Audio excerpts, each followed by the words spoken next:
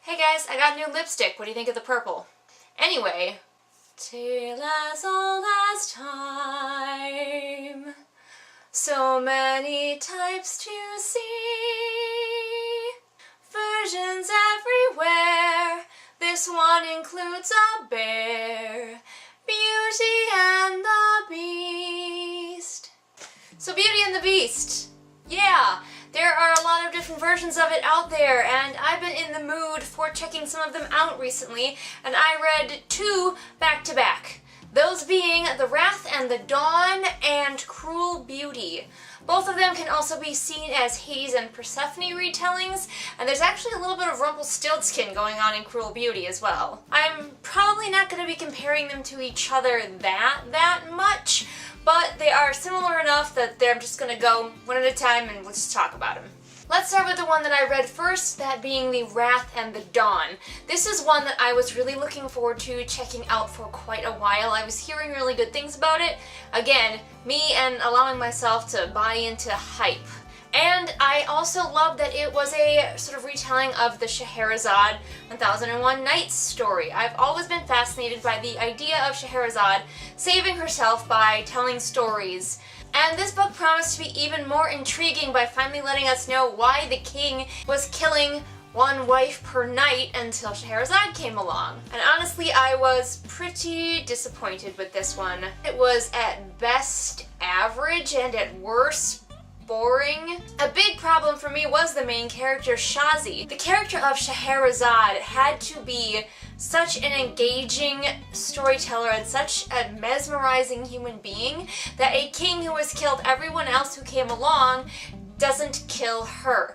And Shazi is not that. I know we want her to be kind of average so that we, females reading the book can, put ourselves in her shoes a little bit, but honestly I didn't understand why at all why the king, whose name I can't remember, didn't just kill her. Her storytelling isn't even that good. I expected some really evocative and immersive stories, and I would believe would keep a king from killing you till the next night when you could finish the story.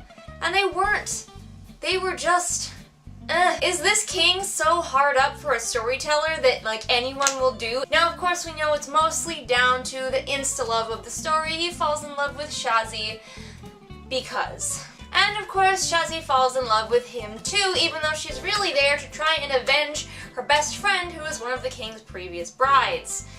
That's pretty much forgotten about quickly. She thinks about it sometimes, but she never actually does anything about it. So Shazi's got her plan all figured out right up until the point where it comes to actually killing the guy she came to assassinate. Then she just doesn't. At the very end of the book, she finds out his secret, and everything is loaded in the end of the book, so we want to go read the next one, except for I'm not going to because this book was boring. Let me just tell you one major gripe. At one point, Scheherazade, she has survived a night or two, and she's like, I want to go to the training grounds where all the soldiers are training. I don't really know why Shazi does a lot of the things she does. Anyway, she goes to the training grounds, and she's like, I want to learn to use the bow. But then it becomes evident that Shazi is a frickin' bow shooting master. And I just about cut a bitch. Because you all know how I feel about the female characters in fantasy stories being amazing Legolas good with a bow for no fucking reason. I'm sorry, if you're gonna throw that cliche at me, you automatically lose so many points. And she could have earned them back with her personality, but she did not. So overall, the story of this book was, there was not enough story to grip me until the very end where we finally find things out, and the two lead characters who we are supposed to follow and care about are boring. There are other characters that we follow, but I couldn't keep them straight or remember who they were half the time. So let's move on, shall we? On to Cruel Beauty, which, by rights, I should not have enjoyed. And I did. It has all of the romancy tropes that I should find annoying, but it did them in such a way that I didn't mind, and actually I was a little bit into it. Now let me get one thing very, very straight. This is not a good book. This is not an amazing book. This is not a particularly well-written book, but holy crap, was it an entertaining book. And this book was melty cheese, melted cheese dripping from it, and you know what? It did it just right. The mythology of this book is a little bit odd and a little bit confusing. I hated the characters' names. Everybody had stupid names. Can we just start over with the names, please? A lot of them were way too on the nose for me, like naming your main character Nyx. Because I'm all for meaningful names in my books, but I don't need to be led by the hand as to what these characters are. There is a big mystery in the story as you try to figure out who these two men are that she is trapped with in this castle, which turns out to be more than a castle. And I figured out the answer to that mystery immediately. And Nyx spent the entire book too stupid to figure it out, and I was like, oh my gosh. Nyx is not the reason that I enjoyed this book so much. The reason that I enjoyed this book so much is, honestly, the love triangle.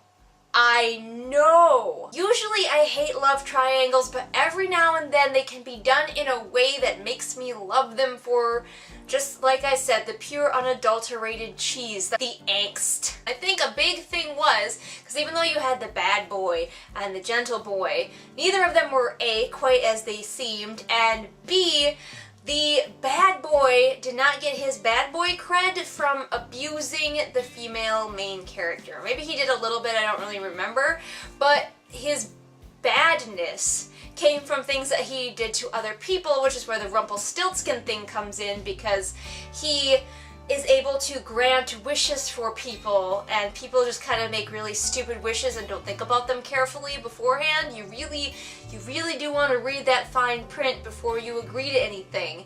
And he capitalizes on that, and I loved him. I've always loved Rumpelstiltskin. He doesn't lie, he doesn't cheat. Everything that happens in that story is the fault of the humans in that story, and Rumpelstiltskin is just there doing his thing.